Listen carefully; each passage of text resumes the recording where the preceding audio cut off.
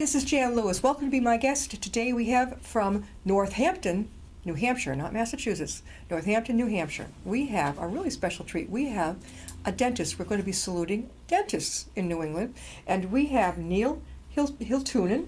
Correct. And he is a DMD. And he is the co-founder and president of the Association of Retiring, not retired, of Retiring Dentists.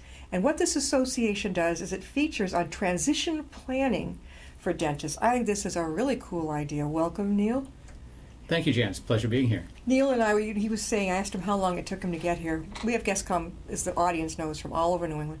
It was about an hour and a half, something like that. About that, yes. Yeah, pretty good. Mm-hmm. Right down 495, right? Correct. You're very brave. I hate the highway. I don't even like riding with anyone else on the highway. I'll take the back roads to avoid it like the plague. Sure. I have a question for you before we get going. If you have a patient who has positional vertigo, you've heard of it, BPPV, that type of thing, which I have. My dentist, they'll try to lay me down as far as he can in the chair. I go, whoops! Mm-hmm. And do you deal with this much? I mean, do you have to try and... Well, Jim, we're always very sensitive to the comfort of our patients, and we will recline patients slowly if they request it. And so whatever it takes to make a person comfortable, we pursue that. Or you don't have to lay flat down. You can lay to an angle that you feel comfortable. That's always concerning to me. I mean, I always have to remind them, like, careful, because if I go far. Now, Neil, first of all, let's talk about you. You got into dental school at what year? What year did you enter dental school? 1969. 69. Mm-hmm. And it took 4 years of Correct. 4 years. Well, just like a DMD medical school. Correct. Is it medical school, just like the regular? No, it's not medical school. It's dental school. It's dental school. Right. And our focus often includes some of the basic sciences that physicians take. And the last couple of years are only dentistry. And that's where we are working on teeth and learning how to prepare teeth and learning about root canals and the biology of the mouth. So yes, it's primarily a focus on the oral and maxillofacial structures of a person. What's the difference between, now your title is DMD, Yes. DDS. What is the difference? Basically it's a different school that a person goes to. Initially, there perhaps had been more of an emphasis with a DMD on a medical background, and that with a DDS it was perhaps more of a surgical background, but because of standardization of dental education now, they are virtually the same. They are. Yes. So if somebody is trying to choose a dentist and it has DDS or DMD, not to worry. It's basically the same thing. Exactly. Basically. So did you know in high school you wanted to do this? I knew in my senior year of college that I wanted to go into dentistry, although with my father having been a dentist, all right. I had an insight into what the life of a dentist would involve, and I found that as growing up I was enjoying model making and biology, and I had an insect collection, and so you were scientific. So somewhat of a scientist, and also enjoyed doing things with my hands. Yeah. And so all of those things came together, and I realized that yes, dentistry was where I wanted to go. And that was it. When I grew up, my mother and father built the house I grew up in, and Mom, she'd die if she knew that I'd had to have a couple serious toothy work done, but she took such good care of my teeth. She had a special, in our main bathroom, a special little dental sink. I know people laughing, but she had a dental sink in our bathroom, away from having to do your teeth where everybody washes their hands and face, with the little things to hang your toothbrushes, a little dental sink. Nice. It was cute. She's paying attention and providing incentive for you to keep your mouth clean. That's great. Well, yeah, she brushed. I'm not going to tell you guys how long she did, but she brushed my teeth for me when I was little for quite a while before she even trusted me to do it on my own properly. Oh, sure. Oh, my gosh. I don't think I had my first cavity till I was maybe 16, and maybe it was like a baby thing. Remember the old days when they would, I hate to say the old days, but they would paint fluoride, paint it. They'd put clamps in my mouth. I used to gag, and then they'd take the swab, and then you had to sit there for how many minutes? Well, fluoride is one of the most significant public health measures, advances that has been instituted over the last many decades. And in the water supply, fluoride has been shown to be very useful, and the Surgeon General has mentioned that it is one of the greatest public health safety advances of all time. And You like it. You're in favor. You think it's a good thing. absolutely, no question. You really do. Okay, there's such a controversy. You know, I think it's fine. I mean, my teeth were great when I was a kid and younger. There may be controversy because it has been so widely accepted that it is appearing in more and more products. And for instance, if you have bottled water that is bottled in a municipal water supply, it may have fluoride in it. And so in the past, where the amount of fluoride was limited in that a person would ingest, that was the recommendation. But now it's in toothpaste, and it can be an additional water that bottled water that a person would be drinking. So the recommendations are coming down for the amount of water or the amount of fluoride that would be in a water supply. I remember the dentist. I hated this. The only part I hated about having my teeth clean was that they'd paint it on. I don't know. They got out of that, but really hated it. Neil, when did you found? You were the co-founder and president. Correct. Somebody else was on it too? Yes. Oh, really? Yes. Oh, sure. Dr. Don Johnson from New Hampshire also was part of this. When did the Association of Retiring Dentists get founded? How long has it been? 2008. See, it's still young. Very, very much so. But I was lucky to find you online. Yes. I was. Now, we've got to talk about, well, first of all, let me tell the audience here exactly, give them an idea. This is, first of all, what Dr. Neil Hiltunen, he works at the Northampton Dental Group. Now, I know we're not all going to go up to New Hampshire right away, but this is where he is. So you get an idea that he's for real. Now, this is another nice, very beautiful picture of where this is gorgeous. I don't see many dental places that look that inviting. It looks like someone's home. All right. That's right on Route 1. Oh, it's beautiful. Now, we also have something, I'm not sure if Paul can zero in. We're also going to zero in on that, but this is the Association of Retiring Dentists Transitioning the Lives of Dentists. The mission, we help dentists transition their lives. The vision is the Association of Retiring Dentists is the global organization that helps dentists move from a full-time career into a more discretionary life. We provide resources to enable dentists to enrich their lives and the lives of others, to share experiences, explore opportunities, and to find opportunities to provide volunteer dentistry or otherwise use their skills. So important, the mentoring philosophy. With a focus on purpose and through proper preparation, the latter stages of dentist careers can be the most fulfilling and enjoyable of their entire lives, utilizing their lifetimes of accumulated resources for the benefit of others. We welcome new members and seek dentists who are interested in 1, giving back to the human community, and 2, sharing and exchanging knowledge with other dentists through this life transition. And I think, Manuel, you probably can see we're going to show again right beside Neil, this is the insignia of the group right here. And this was what I was just reading to you, showing their mission and their vision. Right over here, we're going to focus on, what is this right beside you, Neil? Tell us about what you have right here. And Paul will focus in on that.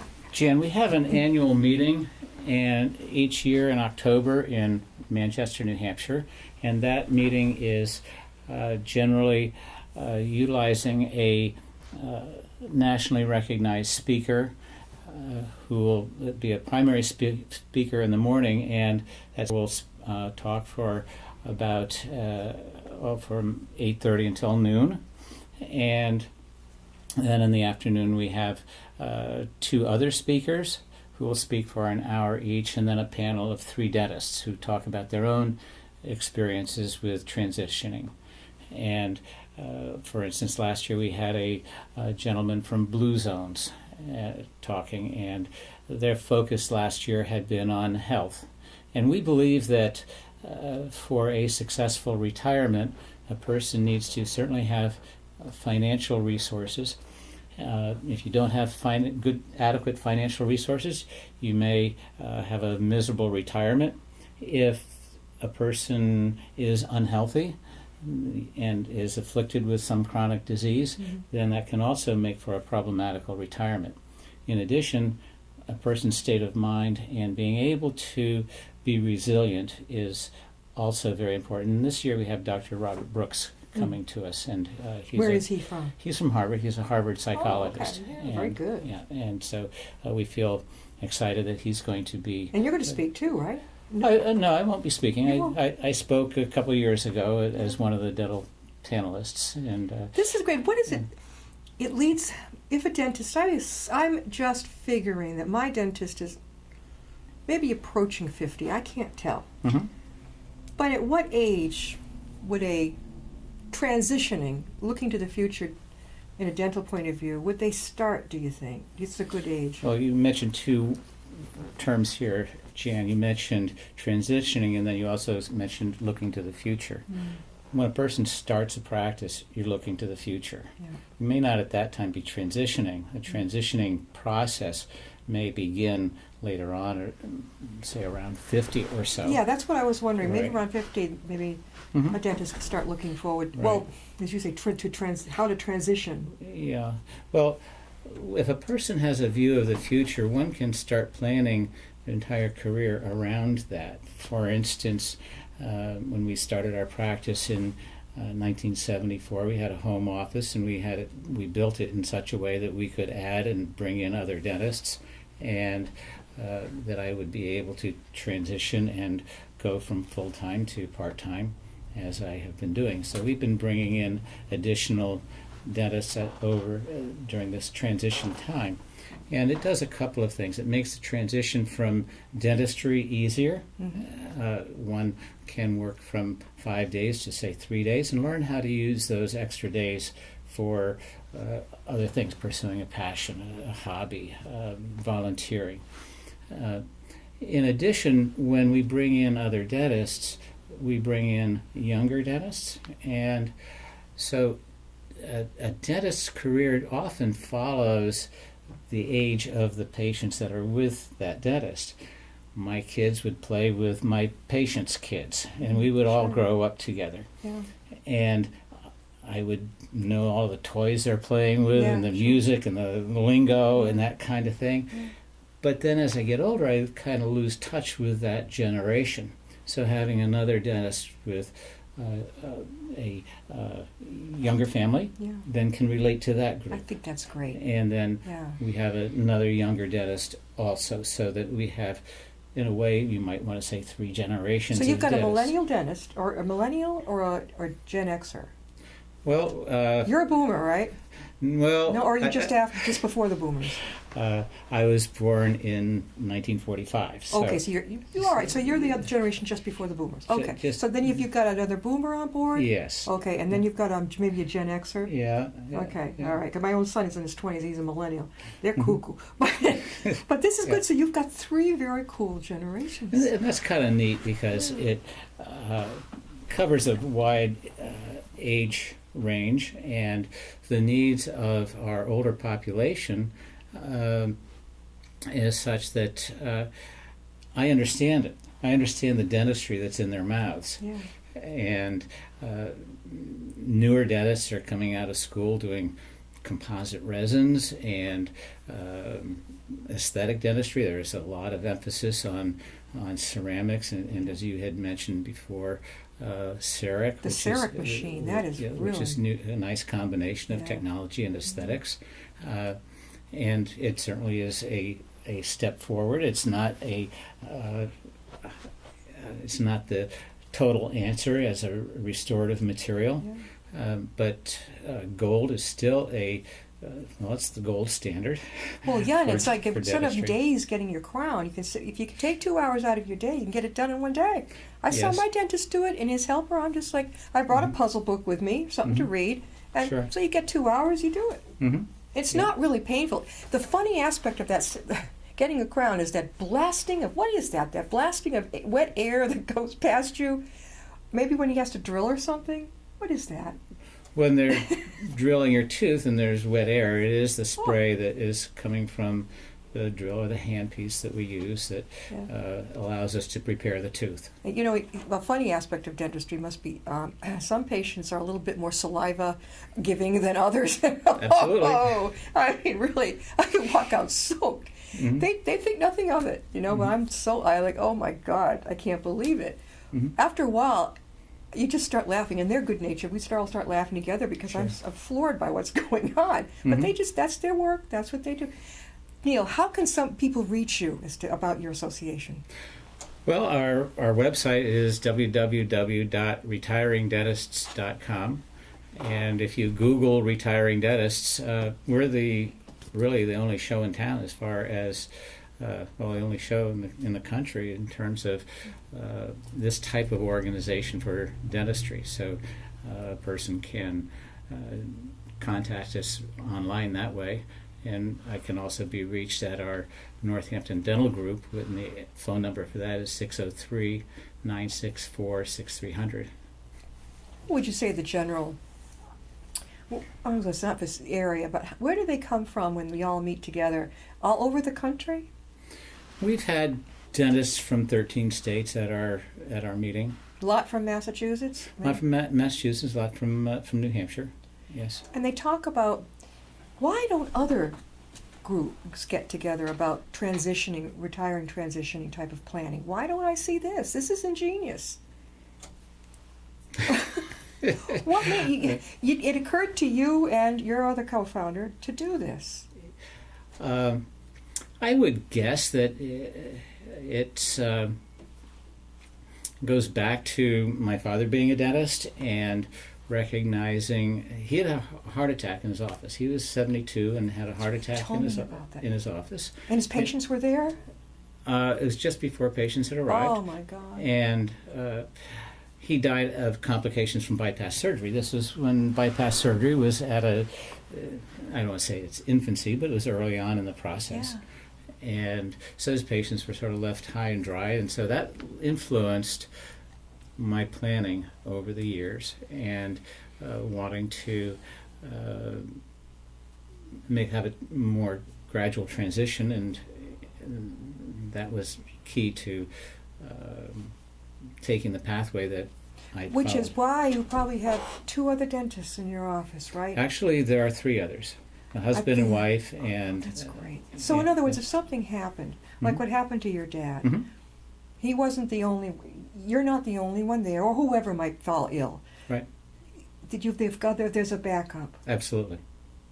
What a wonderful idea. I wonder how many dentists, God bless them, that are in their own private office who are thinking about this. Well, that's what we're trying to do, Jen, is to educate dentists about a transition.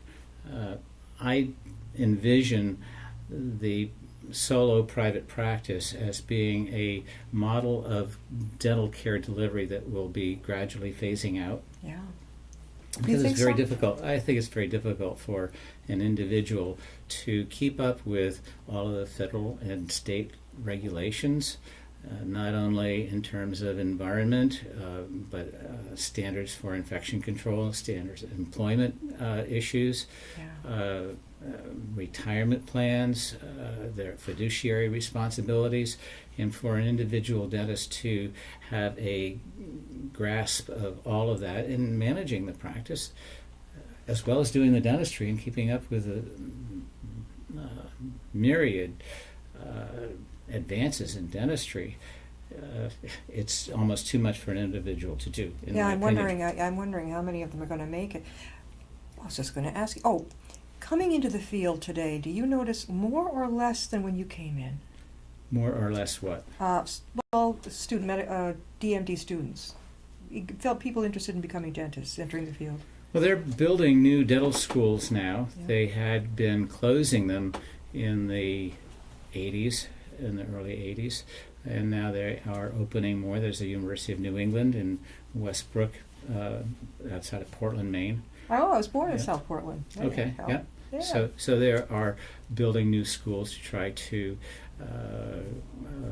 provide more dentists, and the model for education is changing also, with many schools having outreach clinics in which the students are being taught, and there would be instructors that would be in these outreach clinics. And so there are more students out in the communities learning to do the dentistry under the supervision of dentists in those isolated clinics. Neil, people who want to get a hold of you and talk, the dentists who would be interested in this, tell them how they can reach you about the association. Well, the association, the Association of Retiring Dentists, you can Google that. Our office phone number is 603-964-6300. The best way is through email, and then we can arrange a time to talk on the phone.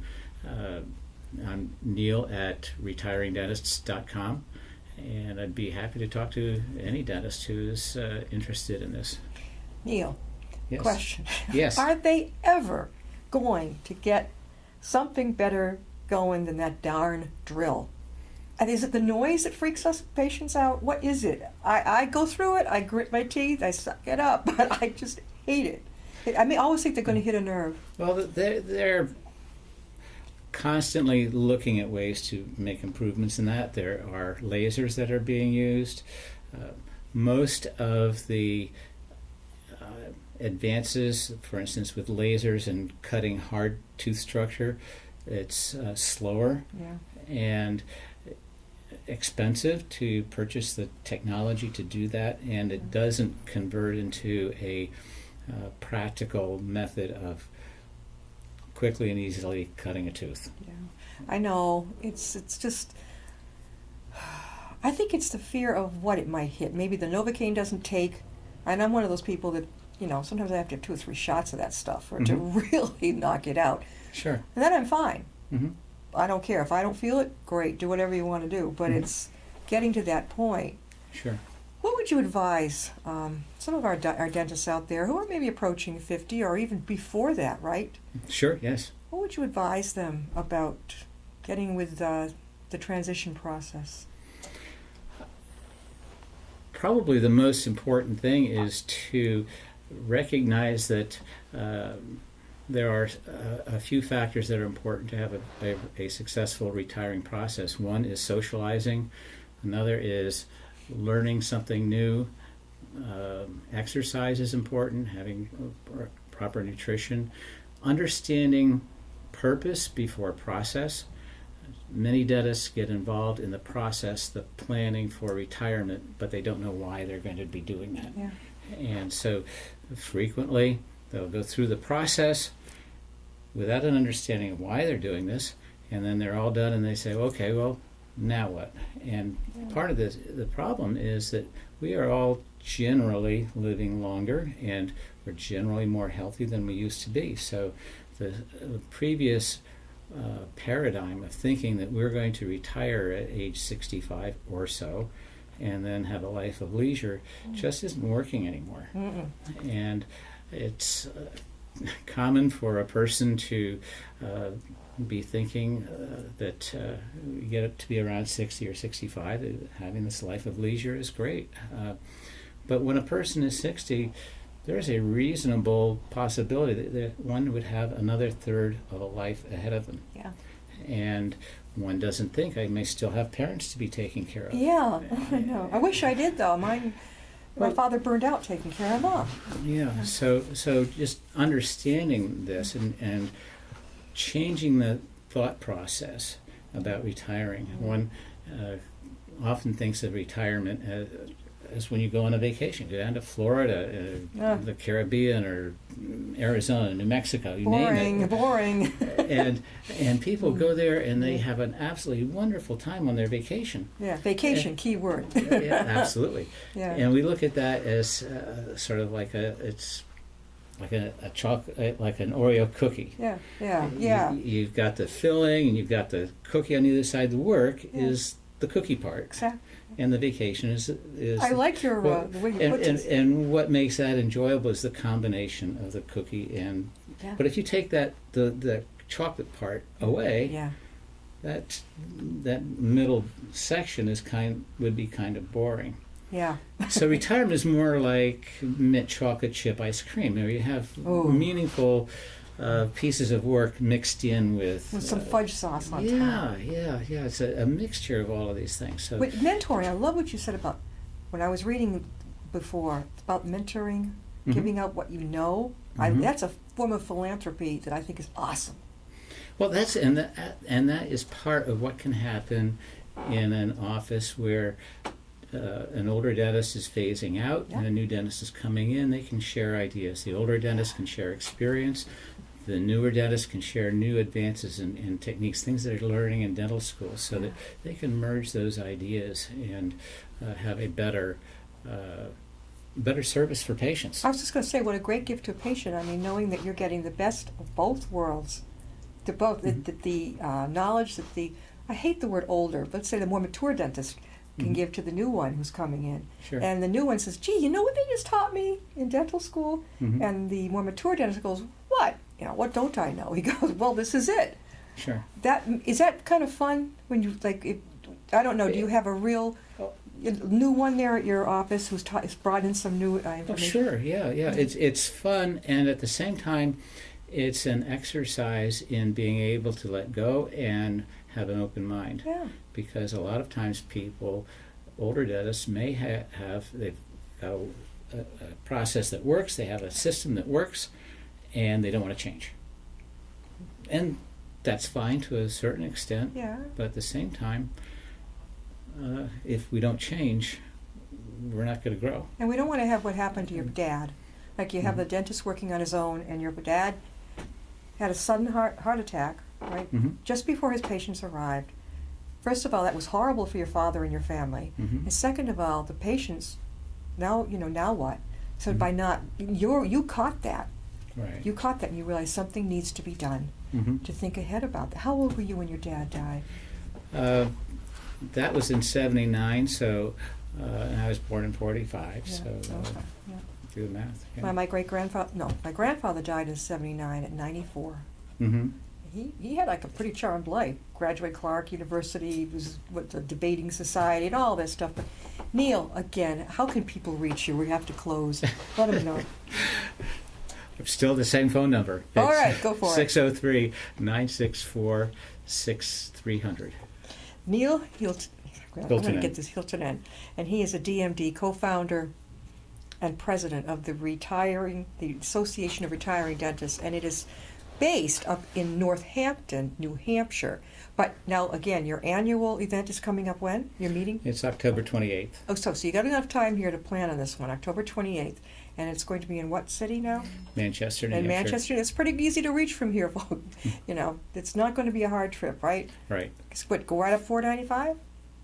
495 Or and 93. then 93. I remember when I went to college, we would just straight out to 93, and it was a long hike up that way. I remember that. Sure. Right to the White Mountains. Right. Yeah.